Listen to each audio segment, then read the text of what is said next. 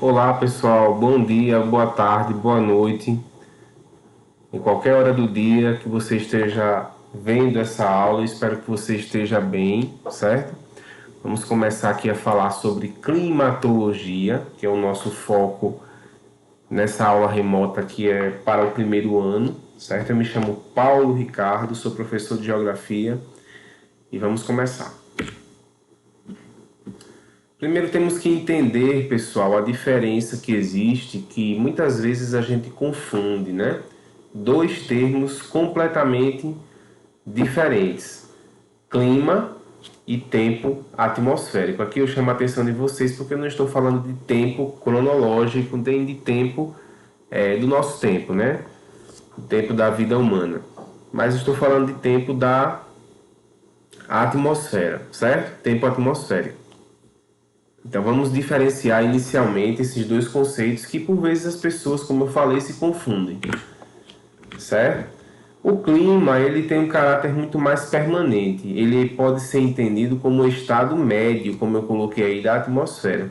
Para um clima se modificar, considerar que a sua classificação foi modificada, ele precisa de um estudo de pelo menos 30 anos. Né? Então vamos supor que numa região como a nossa comece a nevar. Nevou hoje, nevou aqui em Jacaraú. Beleza.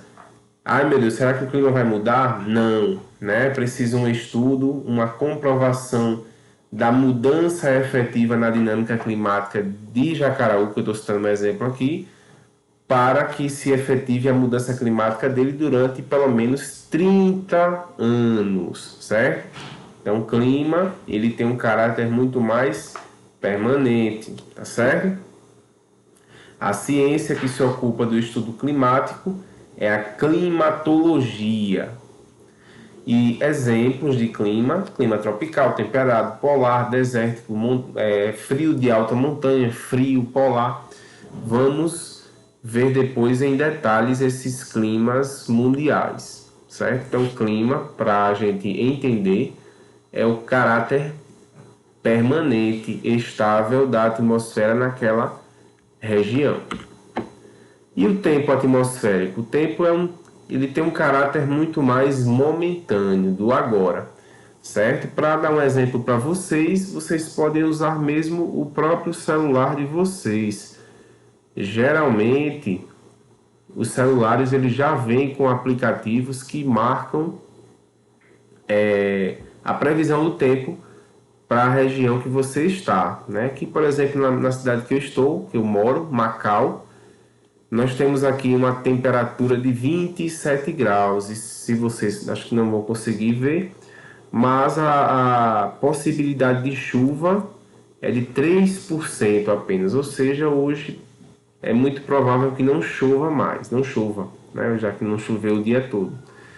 E o céu está limpo, ou seja, nós temos um tempo atmosférico estável. Depois, por curiosidade, deem uma olhada, baixem, se não tiver no celular de vocês, e se houver espaço para isso, aplicativos de tempo, né?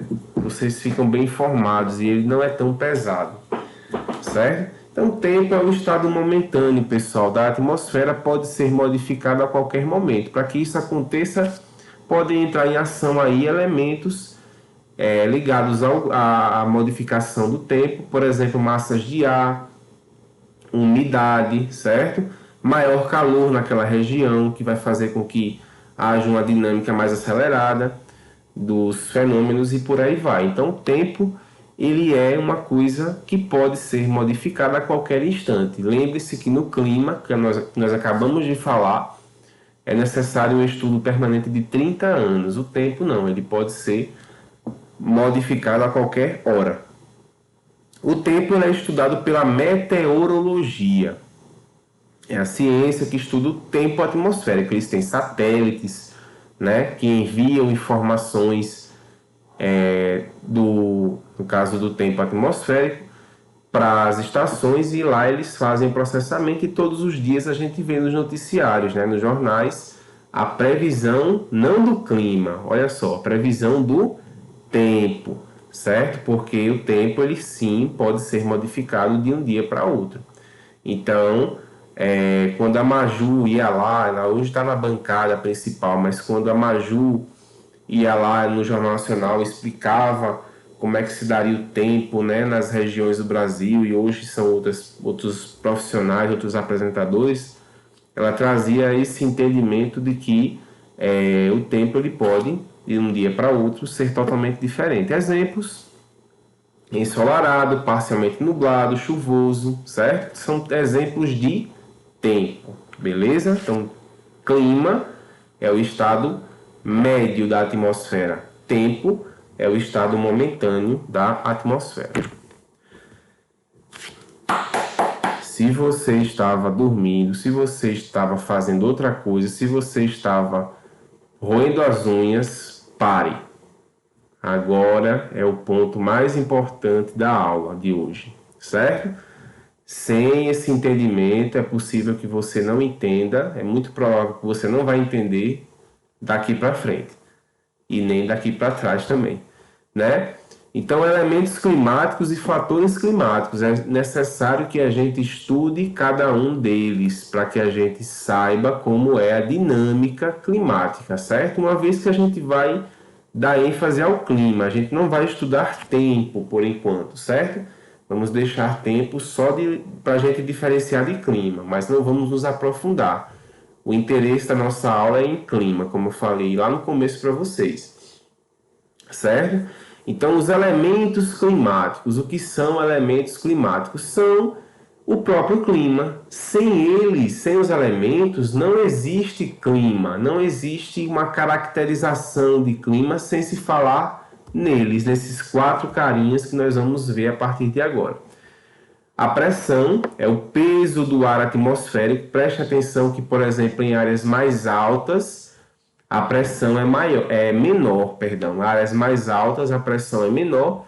Áreas mais baixas, no relevo, a pressão ela tende a ser maior. Né? Um exemplo disso, pessoal, é quando a gente vai ter jogos aí da Libertadores, por exemplo, jogos da seleção brasileira na Bolívia, no Peru, no Equador. Os jogadores eles têm que ir mais cedo para começarem a treinar e se adaptarem às condições climáticas do local, certo? Porque, por exemplo, eles vão ter mais dificuldade de respirar, então eles não vão ter oxigênio de sobra naquela região que está a 3.000 metros de altitude, 2.500, 2.200 metros de altitude, né? Porque é a região dos Andes.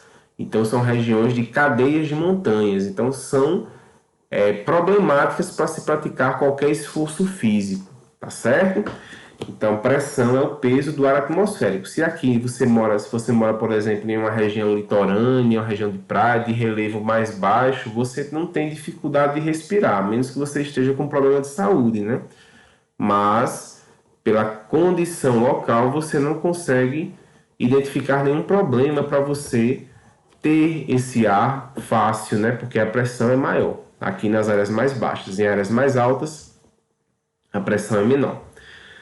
Umidade é a quantidade de água na atmosfera, certo? Então, a água que está presente na atmosfera ela pode ser de diversos estados, sólido, líquido, gasoso, certo? E a umidade tem uma ligação direta com a precipitação, né? Porque a precipitação é quando as nuvens estão cheias, não estão aguentando mais de água. E aí ocorre o processo de formação de chuvas, de neve ou de granizo, que são as principais formas de precipitação, que é outro elemento climático. E por último aí a temperatura, certo? A temperatura é o calor que existe aí na atmosfera e que é medido geralmente para a gente aí em graus Celsius. Ó. O símbolozinho do grau Celsius é a bolinha de graus e o Czão, né? C maiúsculo. Cuidado para não esquecer do Czão, porque se você esquecer, né, você está deixando de dizer que aquilo ali é em graus Celsius. Aí fica só em graus e pode te dar, né, um certo problema, dependendo da situação.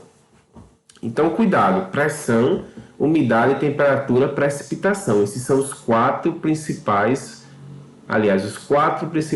os 4 elementos climáticos. Sem eles não existe ação climática, certo? E os fatores climáticos, eles são em maior número. O que é que são fatores climáticos? Elementos a gente viu que são 4. Vamos lá relembrar os elementos: pressão, umidade, temperatura, precipitação. E os fatores? Os fatores climáticos modificam esses caras, né? Os fatores modificam pressão, modificam umidade, modificam temperatura, modificam precipitação. Eles são em maior número, certo? Eu não vou me aprofundar muito neles, eu vou só explicar superficialmente o que são cada um deles, certo? Maritimidade. Maritimidade, pessoal, é o fenômeno que regula a temperatura em áreas que estão próximas ao mar. Daí vem o nome, né? Maritimidade, vem de mar, né? Então, áreas que são mais próximas ao mar têm temperaturas mais equilibradas, que não variam tanto. Por quê? Porque a água do mar, ela demora a aquecer e demora também a resfriar, fazendo com que o ambiente seja influenciado por essa dinâmica. Quando você tem, por exemplo, áreas mais afastadas do litoral, aí você não vai ter o mar para regular, você vai ter o quê? Os elementos do continente. Aí vem o nome que nós vamos dar agora, continentalidade, certo? São os elementos do continente que regulam a temperatura local daquele ambiente. Por exemplo, no sertão, você não tem o mar para banhar aquelas cidades. Então, a tendência é que haja uma maior variação térmica, porque os elementos do continente, eles são mais fáceis de aquecer e de resfriar, dependendo da hora do dia, né? Você vê 6 horas no sertão, em alguns lugares, dependendo da época do ano, já é muito quente, já é um mormaço, né? Dependendo também aí da época do ano. Enquanto que à noite, por exemplo, 5h30, finalzinho da tarde, começo da noite, você já tem uma queda de temperatura mais acentuada, certo? De modo que a amplitude térmica, o que é a amplitude térmica, gente? Amplitude, de amplo, né? É a variação que existe entre a menor e a maior temperatura em um dia. Em regiões litorâneas, essa amplitude é menor. Em regiões de continentalidade, ela é maior, tá certo? Porque o continente ele é mais fácil de aquecer e de esfriar. Latitude é a medida em graus, né, pessoal? Isso aí vocês viram lá no fundamental. Se não sabem aí o que é, deem uma pesquisada, certo? Lá no 6º ano a gente aprendeu isso, temos que saber, certo? Latitude é a medida em graus de qualquer ponto da superfície terrestre em relação à linha do Equador. Latitudes altas, temperaturas baixas. Latitudes baixas, mais próximos da linha do Equador, temperaturas tendem a ser mais altas, certo? Nós estamos bem próximos aí à linha do Equador, então as nossas temperaturas médias são altas, certo? Altitude, quanto mais alto, mais frio, certo? Isso é uma tendência natural na natureza. A tendência natural da natureza foi boa, né? É uma tendência natural, certo? Ou uma coisa ou outra. Vegetação. Vegetação, ela influencia, por exemplo, a questão da umidade, tá? Então, as plantas, elas conseguem lançar a água, mesmo que no estado aí gasoso, quando a água que está, por exemplo, presa nas folhas, evapora, ela lança aquela quantidade de umidade e interfere também na precipitação, né? Maior ou menor precipitação. Ação humana, né, pessoal, que tem aí sido alvo de muitos debates, principalmente no que diz respeito ao aquecimento global. Perdão. O aquecimento global é em grande parte causado pela ação humana, certo? Então, nós estamos modificando todos os elementos climáticos. E o relevo, né? O relevo, por exemplo, áreas de depressão, áreas baixas, que nós vimos já o que eles tendem a ser mais quentes, né? Porque não recebem tanta umidade. Já áreas mais altas, áreas de serra, áreas de planalto, tendem a receber maior umidade pela sua altitude. Perdão, pessoal. Garganta deu um probleminha agora. Climas mundiais. Olhem esse mapa, prestem atenção nesse mapa colorido aí, certo? Esse mapa colorido é importante a gente entendê-lo porque ele diz respeito aos climas principais do mundo. E percebam que aqui abaixo você tem um gráfico, né, chamado de climograma. Climograma é esse gráfico que mostra em barras azuis e em linhas vermelhas a precipitação por mês do ano e a linha vermelha sendo aí a temperatura média, né? Percebam que nós temos aí letras abaixo de cada gráfico desse, J, M, M, J, S, N. Significa o quê? Os meses do ano, né? Ele bota um J lá em janeiro, um M em março, você percebe que entre janeiro e março tem uma barrinha, que é fevereiro, e por aí vai. Então, cada letrinha dessa é um mês do ano, certo? Subentende-se que as que estão entre, por exemplo, M e J, entre J e S, né? Entre junho e setembro seja agosto, né? Então, fica bem perceptível aí. Aqui no lado direito, ó, aqui no lado direito de vocês tem a temperatura. Então, quanto mais alta, estiver essa linha vermelha, significa que nós temos a temperatura maior, né? Quanto mais baixa, menor. E aí vai variar de acordo com cada clima que nós vamos ver. Então, vamos voltar sempre para esse mapa. O clima equatorial, pessoal, já está dizendo, olha o nome do clima, ó, Equador, né? Vamos voltar aqui, ó. Onde é a linha do Equador? No meio do mundo, né? Divide a Terra em 2 hemisférios, lembram? Norte e sul, certo? Então, a linha do Equador vai determinar também o clima equatorial. Olha só, são os lugares vermelhos aqui, né? Você vê que aqui no Brasil tem uma grande mancha vermelha, que é o clima equatorial, onde é na região da floresta amazônica. Aqui na África também as florestas do Congo, aqui, né? Aqui no Sudeste Asiático nós temos as florestas de Bornéu, são todos biomas mundiais. O que é bioma? É um conjunto de vegetação típico de cada região mundial, né? Então, esses biomas que eu citei aqui do clima equatorial, eles são muito parecidos, né? São florestas densas, como essa aqui, ó. Percebam, a variedade de vida é muito maior do que, por exemplo, em áreas mais frias, né? Por quê? Porque aqui, no meio do planeta, você tem uma maior quantidade de luz solar sendo absorvida, certo? A luz solar incide diretamente aqui na gente, beleza? Então, esse é o clima equatorial. Vejam que a barrinha vermelha não tem tanta variação, é praticamente uma coisa só ao longo do ano. E a temperatura, se a gente for botar aqui, ó, dá quase 30 graus, né? Entre 20 e 30 graus.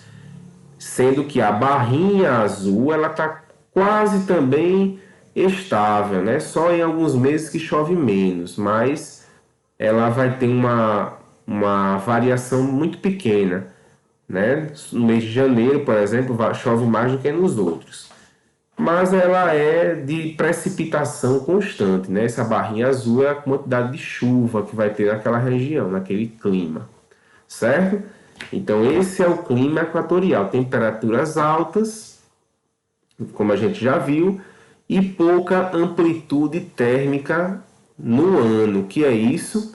É que não varia tanto a temperatura mais baixa e a temperatura mais alta do ano. Não é tão alta essa diferença, tá certo? Clima tropical, isso aí é uma imagem aqui de uma pessoa, né? Da nossa cidade, certo?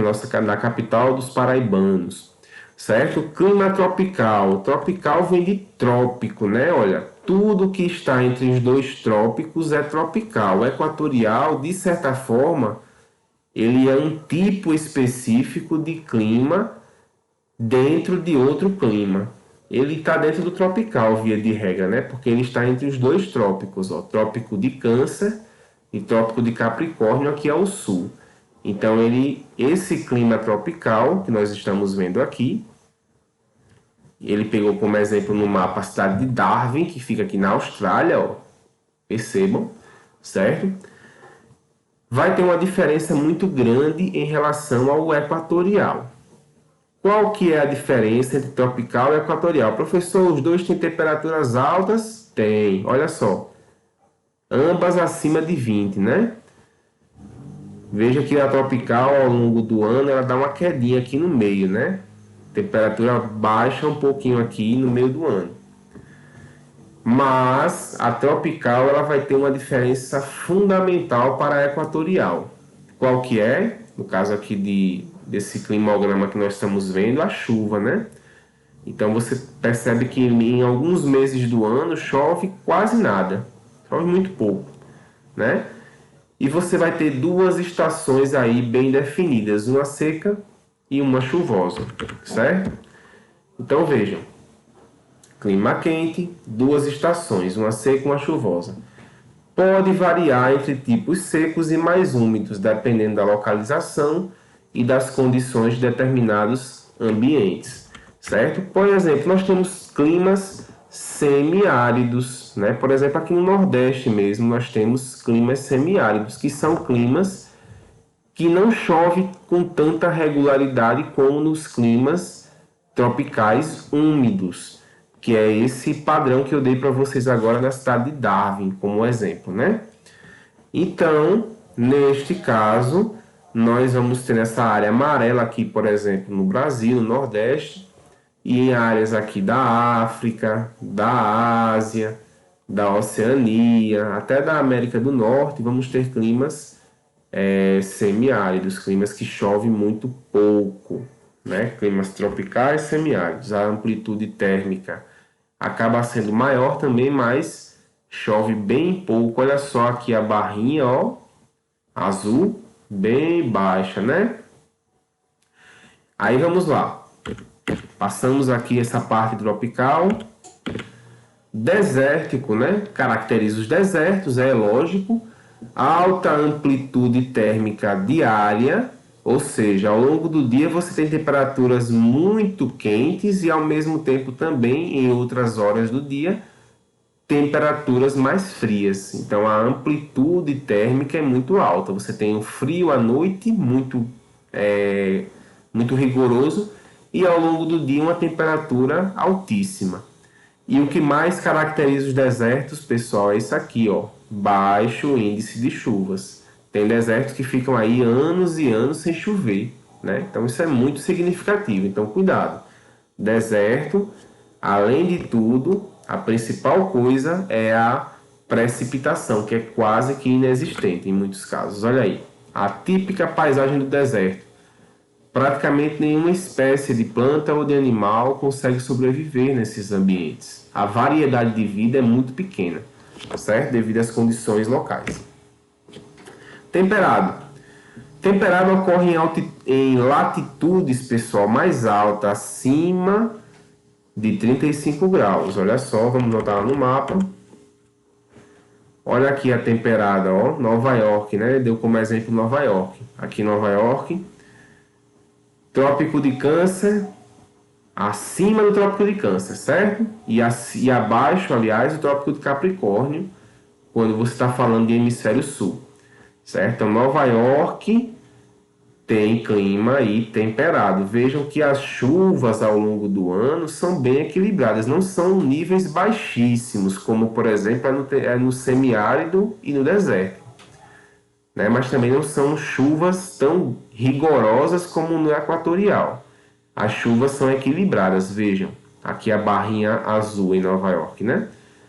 Mas a temperatura anual, ela varia muito também, ó. Chega até a ser negativa no começo do ano e sobe para níveis bem razoáveis no meio do ano. E depois tendem a cair com o passar do ano também, com a proximidade ao final do ano. Certo? Então Nova York tem épocas do ano que está assim, ó, coberta de neve, que dificulta aí as pessoas de irem para o trabalho, de terem suas vidas, né? Causa muito transtorno na cidade, essa questão da neve, certo? Então as 4 estações do ano Verão, inverno, outono, primavera são bem definidas, dá para sentir, né? Dá para sentir, dá para ver na paisagem, certo? As árvores se renovando ou caindo as suas folhas e por aí vai, certo? Então pode mudar também devido à região, à proximidade com as regiões próximas a mares e oceanos. Isso aí é o fator da maritimidade e da continentalidade, como eu expliquei atrás para vocês. Mediterrâneo, essa paisagem é belíssima, né? Em Roma, na Itália, uma cidade histórica, fantástica, muito bonita, né? Então é nas proximidades do mar Mediterrâneo, com verões quentes e secos e invernos chuvosos. Os invernos não são tão rigorosos. Olha só, Roma aqui em cima, né? Vejam que a Itália ela parece uma bota aqui, ó, como eu estou passando o mouse, tá vendo? Então a Itália ela lembra geometricamente, pelo seu formato, uma bota. Então Roma está encravada aqui no topo da bota praticamente, né? No centro-norte da Itália, certo? Então Roma ela vai ter esse clima chamado de Mediterrâneo, que caracteriza, ó pessoal, aqui ó, toda essa área próxima a esse mar que é tão importante para a história mundial aqui ó, que fica entre Europa, África, Ásia Menor, Oriente Médio, né? Que é o mar Mediterrâneo. Ao longo da história, vocês vão estudar a história e vão ver que o mar Mediterrâneo teve uma importância fundamental e foi, inclusive, motivou muitos conflitos, muitas guerras, né? O Império Romano se fundou aqui nessa região e por aí vai, certo? Então, o clima mediterrâneo ele é caracterizado por esses elementos que eu citei para vocês. Uma definição muito precisa das estações do ano e níveis equilibrados aí de chuva também. Um verão quente, né? Por exemplo, agora já é verão lá no hemisfério norte e as temperaturas estão muito quentes. Então as praias são muito visitadas pelos turistas que vão para a Europa, que conseguem, enfim, ir para a Europa nesse ano, nessa fase do ano, que mesmo com a pandemia as praias, como lá a coisa já está melhor, né, as praias já estão começando a reabrir, certo? Então, isso é muito interessante. E o próximo clima, né? Clima frio. Vejam que aqui já começam os climas mais inóspitos, mais diferentões, né? O frio, para a gente, é claro, né? O frio, ele se caracteriza em latitudes acima de 45 graus. Ou seja, já aqui entrando na região do Círculo Polar Ártico, lá próximo já do polo, né, dos polos norte e sul, certo? Então vejam, perdão, só no caso só do norte, né? Aqui no sul nós temos o polar e temos o frio de alta montanha nos Andes e nas regiões montanhosas da nossa América do Sul, certo? O frio, aqui o exemplo maior é Arcanguelsk, que fica lá na Rússia, certo? Arcanguelsk é uma cidade muito fria, o rigor do inverno, por exemplo, é muito marcante. Os rios ficam congelados, as paisagens não têm muita variedade de elementos, vejam que são basicamente paisagens brancas, brancas de neve, e que tem invernos muito, muito rigorosos. Olha só esses animais que sobrevivem aí, as renas, né? E são animais que têm uma cobertura de pelos muito espessa, muito grande. E eles conseguiram aí na sua evolução se adaptar às condições do clima frio. Frio de alta montanha, já está dizendo, né, pessoal? É um clima que tem uma natureza fria e que está influenciado diretamente aí pelo relevo. Então, o relevo elevado é um fator a mais para esse clima, certo? Então, quanto mais alto, o que eu falei? Mais frio, certo? Então, essa cidade aí é chamada de Innsbruck. Fica lá na Áustria, pessoal. Então, essa é uma região de ocorrência dos Alpes, certo? Os Alpes é uma cadeia de montanha, um dobramento moderno que acontece lá na Europa, tá? Então percebam que a neve também faz parte da paisagem. Então o frio ele é diretamente influenciado pelo relevo. E o polar, finalmente, né? Acontece nas regiões polares, com as temperaturas podendo chegar, olha só, 35 graus, pessoal, negativo, somente, né? Entre aspas. No inverno e no verão, só chega a 10 graus. Interessante notar, vou colocar aqui de novo o mapa, que o clima polar, né? Vamos ter a diferenciação aí entre Polo Norte, que é o Ártico, e Polo Sul, que é a Antártica, certo? Não confundir, tá? Por exemplo, o urso polar ele é típico do Polo Norte. Já o pinguim ele é típico do Polo Sul, tá certo? Então é um clima também que seleciona pelo seu caráter extremo, né? Muito frio, muito frio. Então muitas espécies não conseguiram ao longo da sua evolução sobreviver aí e outras se adaptaram.